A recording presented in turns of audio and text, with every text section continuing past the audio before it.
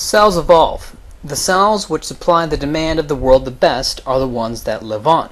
Supply and demand, while a human concept, is not something decided upon. The market is not decided upon. The market just is. The market is just a description of something that happens.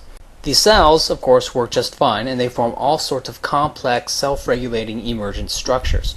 The individual cells and the higher structures they form change from time to time, which is evolution. Perhaps one day all these oscillations will end, and supply will perfectly meet demand, but I wouldn't hold my breath, and it may not even be possible.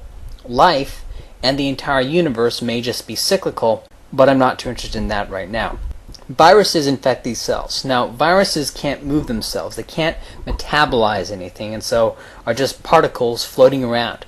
The connection mechanism from the virus to the cells just has to do with attractive and repellent forces and having the right shaped tips for the receptor sites. The virus doesn't move on its own metabolized energy. Once infected, the virus inserts information into the cell, causing the cell to behave in a way beneficial to the virus. Because after all, viruses compete on the free market just like anything else, and the viruses that reproduce themselves the best are the ones we see today. Viruses that immediately kill their host ended up not being the best at reproducing, and so viruses that infect cells but give the cells enough freedom to reproduce tended to be the best. The more libertarian viruses outperformed the totalitarian viruses, which is why viruses that instantly kill are a little bit rare. In fact, some viruses perform functions beneficial to the cell, creating a symbiotic relationship, and so not all viruses are bad as a human would see it.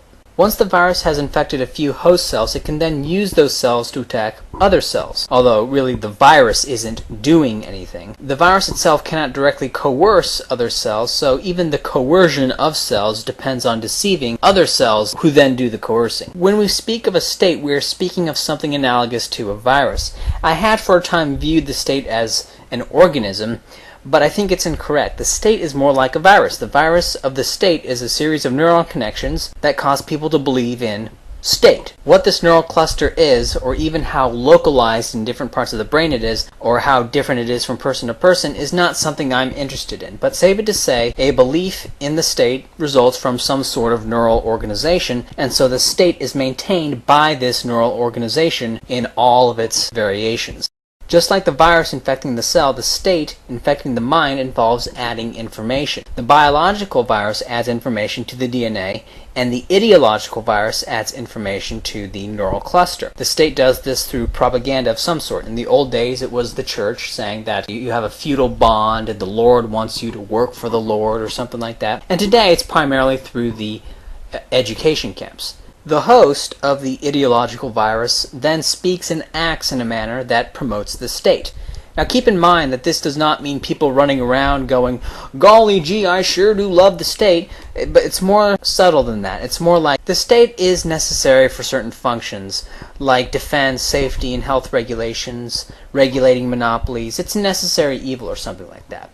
Which is perfect for sustaining the state, the ideological virus, because just as having a cell become completely engulfed by the virus will destroy the cell, leaving the virus without a host, the total state would destroy the economy, resulting in people dismantling the state and putting forth a new one. Just as a middle ground of exploitation is best for the reproduction of the virus, a middle ground of intervention is the best for the ideological virus of the state. Now, the virus of the state has many strains. You have nationalistic strains, communist strains, but the strain that seems to have won out today is a mixture of nationalism and communism coupled with these arguments about public goods. In the old days, the state was justified by religion. The state was the agency claimed to manifest God's will. Eventually that morphed into something about a social contract. Then that became justified by democracy, and the state being the will of the people.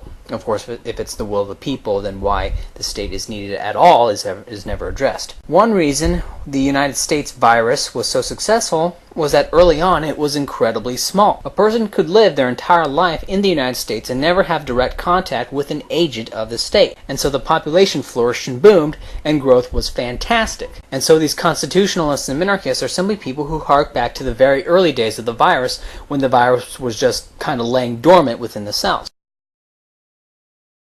As a kid, When you were sent to the principal's office, did it ever seem surreal? What would the principal's office look like? What kind of man must this be?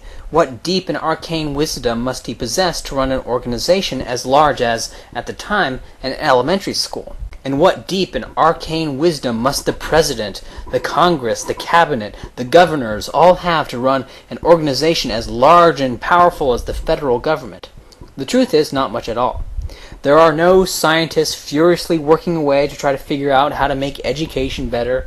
The regulators of the financial system, the Treasury Department, and the Federal Reserve all work with absurd and asinine economic assumptions that can be debunked by any novice economist or, most libertarians. C-SPAN shows us just how much deliberation goes into the bills being passed. The state is not some awesome entity in its own right. It has simply been assumed power because everyone believes in it. It's just the manifestation of this ideological virus. You can build roads. It's not hard. Gravel and asphalt and maybe some paint for the lanes or however you want to set up the lanes. You can generate your own electricity for about $600. You can get a solar panel that generates 200 watts and lasts for 20 years. You can purify your own water. You can transport your own water. You can create your own movies. You can print your own books. You can create your own nerve gas so that nobody would ever want to mess with you. You can create your own currency backed by gold or whatever thing you want to back it by, which is all easily bought. All these things can be done by an individual person, and can be done even more efficiently with the division of labor that emerges from a free market. These are simple tasks. They're not magic, and a state is not necessary for them to be done. Your body evolved to function on its own, and your brain evolved to function on its own, and it is the most amazing thing on the planet. You don't need a 200-year-old magic scroll to make your life better. That's just the virus talking. Now, once identified, actually destroying the virus is not problematic at all. The virus isn't even alive, and all of the grandeur, the leviathan of the state, is nothing more than the grandeur of the people it has infected. The monuments weren't created by the state, they were created by those it infected. The state is a chimera, and as you get closer to it, it becomes smaller and smaller until it just completely fades away. Or more appropriately, you realize it's not really there. You may have noticed that I'm not all there myself.